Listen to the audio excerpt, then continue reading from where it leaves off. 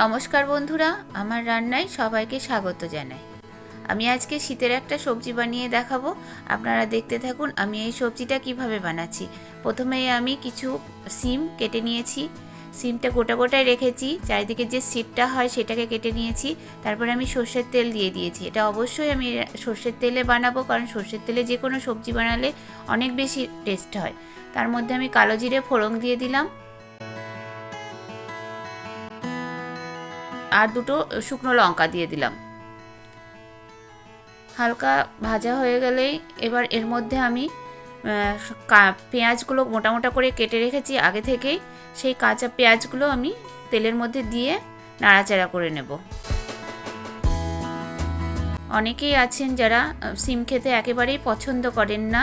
আশা করছি এভাবে রান্না করলে সিম খেতে, অবশ্যই সিমের রান্না খেতে বা সিমের সবজি রান্না করে খেতে ইচ্ছে হবে। এবার আমি সিমগুলো আগে থেকে কেটে ধুয়ে রেখেছিলাম, সেই সিমগুলো আমি তেলের মধ্যে দিয়ে দিলাম। এবার একসঙ্গে সিম, পেঁয়াজ আর এগুলো নাড়াচাড়া করে ভাজতে থাকবো। খুব সুন্দর করে এগুলো ভাজতে হবে, সিম ভাজতে অনেকটা টাইম লেগে যাবে। এবার এর মধ্যে কিছু আমি পেঁয়াজ কুলি দিয়ে দিলাম। এটা সিম দিয়ে পেঁয়াজ কুলি দিয়ে আমি রান্নাটা করব। পেঁয়াজ কুলি সিম দিয়ে আমি নাড়াচাড়া করতে থাকবো যতক্ষণ না ভাজা ভাজা হয়ে যাবে এবং ব্রাউন কালার হবে সিমগুলো, ততক্ষণ আমি এইভাবে নাড়াচাড়া করতেই থাকবো।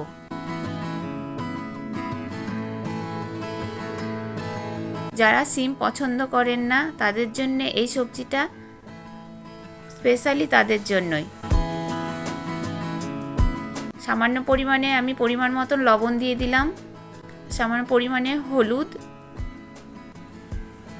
এবার লবণ হলুদ দিয়ে এবার ভালো করে অনেকক্ষণ ধরে নাড়াচাড়া করতে থাকবো।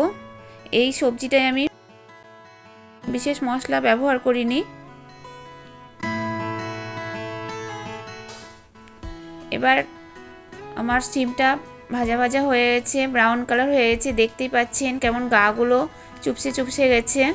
এবার আগে থেকে আমি পোস্ত আর কাঁচা লঙ্কা বেটে রেখেছিলাম, সেই পোস্তটা আমি সিমের মধ্যে দিয়ে দিলাম। এটা পোস্তটা দিয়ে বেশিক্ষণ ফোটাবো না, কারণ খুব বেশি যদি আমি ফোটাই তাহলে টেস্টটা নষ্ট হয়ে যায়। পোস্ত দিয়ে খুব বেশিক্ষণ ফোটালে হবে না। এবার পোস্তর মধ্যে সামান্য পরিমাণে জল দিয়ে আমি সবজির মধ্যে ঢেলে দেব। 2-5 মিনিট ফোটালেই হয়ে যাবে। আর অবশ্যই এটা নামানোর আগে একটু কাঁচা সর্ষের তেল উপর দিয়ে ছড়িয়ে দেবেন। আর আমি এটা কাঁচা লঙ্কা ব্যবহার করেছি। আপনারা যদি ইচ্ছে করে কাঁচা লঙ্কা গোটা গোটা চিড়ে চিড়েও দিতে পারেন, আমি এখানে বেটেই দিয়েছি।